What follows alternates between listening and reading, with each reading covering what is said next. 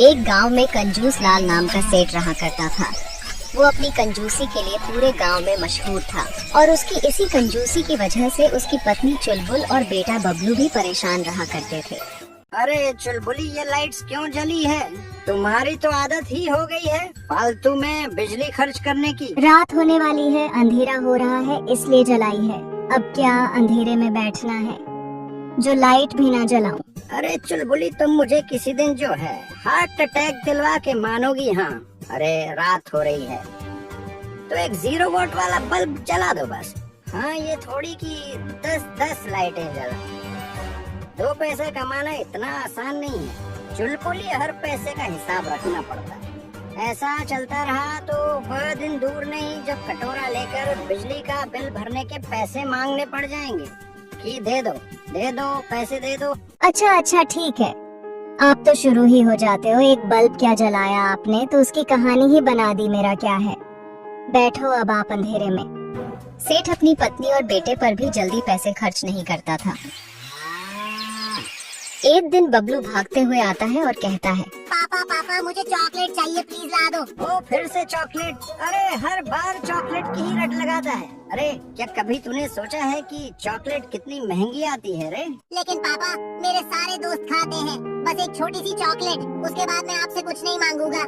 बस अब एक और शब्द नहीं। चॉकलेट सेहत के लिए भी खराब होती है और पैसे की बर्बादी भी। समझा? चल जा, अब यहाँ से आया बड़ा चॉकलेट खाने वाला है। ठीक है पापा, अब कभी नहीं मांगूंगा। ए जी, इतना गुस्सा क्यों करते हैं? बच्चा है, उसकी छोटी छोटी खुशियों का भी ख्याल रखना चाहिए। एक चॉकलेट ही तो मांग रहा था। खुशियों से पहले ये सोचना चाहिए कि पैसे कैसे बचाए जाए। अब कोई चॉकलेट नहीं, बस एक एक करके ही बच्चे बिगड़ जाते हैं। बबलू उदास होकर वहाँ से चला जाता है। कुछ साल ऐसे ही गुजर जाते हैं और जैसे जैसे बबलू बड़ा होता है तो उसे क्रिकेट का भी शौक हो जाता है और वह एक दिन सेठ से कहता है, पापा मुझे क्रिकेट बैट चाहिए पापा। अरे तो खेलने कूदने में ही लगा रहता है, पढ़ाई पर ध्यान दे। पापा मैं बहुत अच्छा खेल सकता हूँ, चाहो तो सिर्फ एक बैट दिला दो, फिर देखना मैं क्रिकेटर बनकर दिखाऊंगा। अभी कुछ नहीं मिलेगा, बाद में देखते हैं। सेठ कंजूस लाल अगले दिन बाबा के पास जाता है जो उसकी हर समस्या का हल देते थे। बाबा, मेरा बेटा बैट की जिद कर रहा है, आप ही कोई उपाय बताएं कि उसे कैसे समझाऊं। अपने बेटे को एक लकड़ी और पत्थर दे दो और कहो कि पहले इनसे अभ्यास करें, जब अच्छे रन बना ले तब बैट मिलेगा। ठीक है बाबा, मैं ऐसे ही करूँगा। कुछ हजार दक्षिणा देते जाना, वरना बेटा लाखों का नुकसान कराएगा। ये एक लौटी जगह थी जहाँ सेठ कंजूसी नहीं कर पाता था क्योंकि उसे डर था कि बाबा ने श्राप दे दिया तो सत्यानाश हो जाएगा। सेठ कंजूस लाल घर वापस आता है और बबलू से कहता है, देख बेटा, ये लकड़ी और पत्थर ले और इनसे प्रैक्टिस कर, जब अच्छे रन बनाकर दिखाएगा तो बैट दिलाऊंगा। पापा लेकिन इससे कैसे पापा? जो कहा है वही कर, जब तक अच्छे रन नहीं बनाता तब तक कोई बैट नहीं मिलेगा। बबलू निराश होकर कोशिश करने में लग जाता है, लेकिन जाहिर है कि वो ऐसा कर नहीं पाता। उसका क्रिकेट खेलने का सपना वहीं टूट जाता है। बबलू अब बड़ा हो रहा था और धीरे धीरे उसे अपने पिता की कंजूसी पर गुस्साने लगा था। उसे खासकर तब बहुत बुरा लगता था जब उसके पिता उसकी माँ की इज्जत नहीं करते थे। पापा माँ को आप कभी नई साड़ी या गहने क्यों नहीं दिलाते? सब उनका मजाक उड़ाते हैं। अरे साड़ी और गहने कौन देखता है? पुराने कपड़ों में भी काम चल सकता है, तो क्यों फालतू खर्च करना भाई? आप कभी कुछ नहीं समझते। बबलू बेटा रहने दे, तुम्हारे पापा का यही स्वभाव है। बबलू के 18वें जन्मदिन पर चुलबुली ने सेठ से दावत करने की जिद की। सेठ ने बड़ी मुश्किल से हामी भरी और वह भी बाबा से राय लेकर उसने दावत में पानी जैसी दाल और हवा जितनी पतली परियां बनवाई, और वह भी बहुत कम मात्रा में। अभी कैसा खाना है भाई? दाल पानी जैसी और पूरियां तो गिद्दी है। चुलबुली लगता है तुम्हारे घर पे बड़ी गलती है। हां, चुलबुली से तो नहीं बुला के तुमने क्या समझ रखा है? तो इतना खाना परोस दिया भाई। सब बुरा भला कहते हुए वहाँ से चले गए। चुलबुली सब चुपचाप सहन करती रही, लेकिन बबलू के अंदर गुस्सा और भी बढ़ गया। समय गुजरा और बबलू इतना बड़ा हो गया था कि वो सेठ की जगह दुकान पर बैठने लगा था। एक शाम बबलू दुकान से घर लौटा है, उसके साथ मुनीम भी आता है। सेठ जी, आज तो बहुत मुनाफा हुआ है, बबलू ने अच्छा काम किया है। वाह, ये तो बहुत अच्छी बात है। चलो बबलू, मुनाफे का हिसाब किताब खाओ। पापा सारा मुनाफा तो पानी में उड़ा दिया। यार ये तो पता है, अरे पैसा कमाना इतना मुश्किल होता है, मुझे इतनी समझ नहीं है कि मुनाफा कैसे संभालना चाहिए। आप हमेशा कंजूसी करते हैं, ऐसा मसाइल जिंदगी का अरे ये क्या बात है भाई? मुनाफा कमाना कोई खेल नहीं है, तूने हमारे पैसे बर्बाद कर दिए। पापा तो पापा बताएंगे, मैं अपने तरीके से कहूंगा उनको। बबलू बेटा शांत हो जा। कभी साथ सेठ का गुस्सा सामने आसमान तक पहुंच जाता है और बबलू भी खुद उनके खिलाफ खड़ा हो जाता है। इसी तरह एक दिन बबलू कई नई चीजों से खरीदारी करता है और उनमें से अलग-अलग शोपीस, नए गैजेट्स और जाने क्या क्या निकाल लेता है। ये सब क्या है? ये सब कहाँ से आया? पापा ये सब मैंने खरीदा है, तो ये बहुत पसंद है। पापा इसे मेरे सामान पापा। अरे तू पागल हो गया क्या? अरे इतने महंगे सामान लाकर रख दिया, भगवान ऐसा पानी का भार है यार। पापा आपने दिमाग ठीक है, मैं अपने पैसे चाहिए पापा, मैं पैसे खाना चाहता हूँ, फिर करना। दुकान भी नहीं समझा और मैंने बहुत मुश्किल से दुकान बनाई, जिसकी कमाई पर तू इलाज कर रहा है। आपने बहुत बड़ा ये हमारा खून डालकर हमारे एक अरमान को पूरा करना पापा। बबलू फिजूल खर्ची और बेकाबू हरकतें कंजूस लाल सेठ के लिए एक बड़ी चिंता का कारण बन चुकी थी। सेठ पूरी तरह से हताश हो चुका था और समाधान की तलाश में वो फिर से बाबा के पास पहुंचा। पापा मेरा बेटा बिल्कुल काबू से बाहर हो गया है, मैं अब क्या करूं? सेठ इस बार तुझे एक सख्त कदम उठाना होगा। अपने बेटे को घर से निकालने की धमकी दे। ठीक है बाबा। लेकिन यह उपाय करने से पहले तुझे एक सोने की अंगूठी मुझे दक्षिणा के तौर पर देनी होगी, तभी ये उपाय सफल होगा। सोने की अंगूठी? अबे चल निकल हाँ फुर्सत में। सेठ ये दक्षिणा है, अगर तूने अंगूठी नहीं दी तो न सिर्फ तेरा बेटा तुझे छोड़कर चला जाएगा, बल्कि वो तेरे घर और दुकान को भी बेच डालेगा।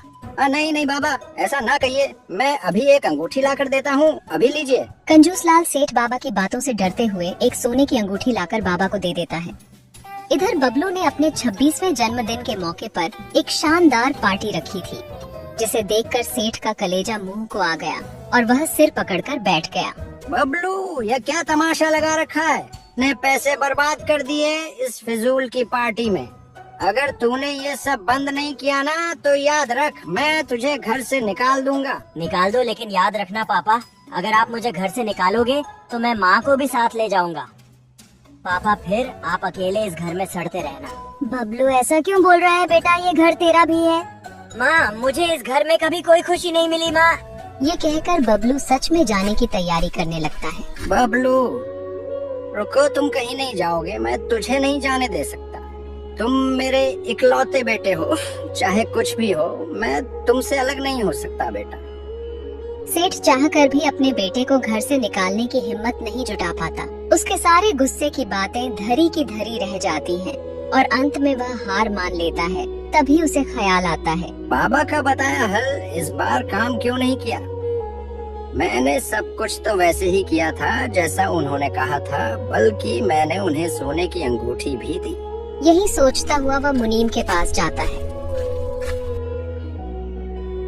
मुनीम जी राजू को समझाइए, वह अपनी हरकतें क्यों नहीं बदल रहा, ऐसे तो सब लूट जाएगा। सेठ जी, पहले मैं आपके लिए काम करता था और आपके तरीके को कभी गलत नहीं कहा। अब मैं छोटे मालिक के लिए काम कर रहा हूँ, तो उन्हें भी कुछ नहीं कह सकता। सेठ की आंखों में निराशा उभर आती है। उसके लिए अब कोई रास्ता नहीं बचा था। वो बहुत असहाय महसूस करता है।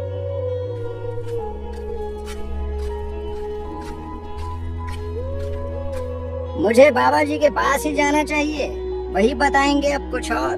फिर उनसे ये भी तो पूछना है कि इस बार उनका बताया इलाज काम क्यों नहीं आया।